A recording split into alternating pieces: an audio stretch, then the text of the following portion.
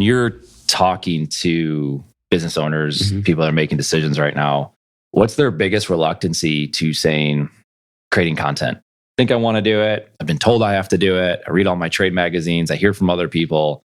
But for whatever reason, there's business owners out there and they're just reluctant. What do you think is like the number one reason why?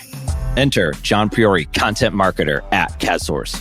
The number one reason is they don't know what to talk about. So they don't think that their story has any relevance to someone that doesn't know them or care about them. So they're saying, I know everyone's telling me I have to be doing this. I'm reading up these articles about how I have to be on the Facebook, or that's what they like to use a lot, the Facebook. The Facebook, like the original name. Yeah. Remember when Justin Timberlake changed the name in the movie to Facebook? Drop the just Facebook. It's cleaner. The Facebook, or how I need to be creating content for my firm or my agency or whatever business they're in.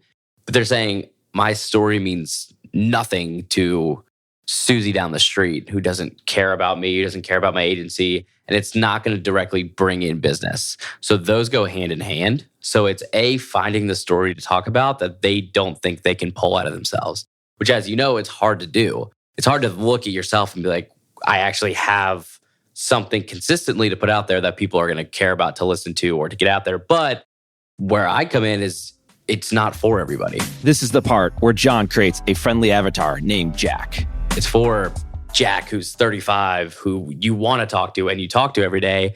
And this is going to help him get in your door, create opportunities for you. So that's the quote unquote convincing factor in it. It's, hey, business owner, you're not creating your story for everybody. You're creating it for the person you want to be in front of. And they do care about whatever you're talking about, because if you're a New England Patriot fan, and so is the guy down the street, he's going to talk to you just because you're a Patriot fan. A New England Patriot fan? Just know John is a Jets fan, and Jets fans don't talk about the Patriots. And that has nothing to do with yourself and your story. That's just you talking about what you want to talk about anyways. So the first thing that's the main one, is that they don't know what to say. There has to be some sort of block. Yeah. So this is where like the mental side of it comes in. It's like, because it's difficult to say, I'm going to talk about this. What's everyone going to think? And no doubt that is a hurdle. Yeah. That is a major hurdle that people have to get over. We talk about mental things a lot here, as content creation has an important mental component to it. Quick plug here to Millennium Counseling in Chicago, Illinois, who are doing amazing things in the area of mental health. Well, for example, last week we went to one of our clients. They run a big financial firm here in Charlotte, and they're starting a podcast storytelling around themselves, the culture of their agency, and ultimately their end goal is to get better advisors in the door, regardless of whatever happens. And someone in the room was talking about, hey, you're not going to appeal to everybody. Listen to this next part, as John is spot on. That's a problem. And I was like, oh, that's not a problem. Because if they don't enjoy your story, they don't enjoy who you are and what you guys are about here, they're not going to be a good advisor here anyways. Yeah. So who in the room, not naming names or anything like that, like what type of person is saying that? It was a CMO type person? No, it was a compliance officer. A compliance person saying, we're going to be talking to people that they're going to be turned off by this, basically. Which is the person that was never going to work with you anyway, because they're going to come in here, see your culture and be like, I'm turned off by it. Exactly. I'm going to go take a job down the street. That's the second best thing. The second best thing is someone saying, I don't like this agency, so I'm not going to work on it or work with them, because you're not paying to onboard them. You're not paying to train them. They're not wasting time, and you can hire someone else who wants to be there.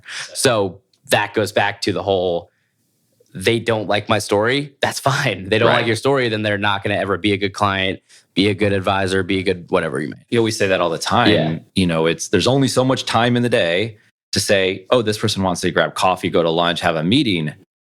If they would have been able to spend some time checking out my LinkedIn page, my podcast, my article, and they could have said, no, no, and no.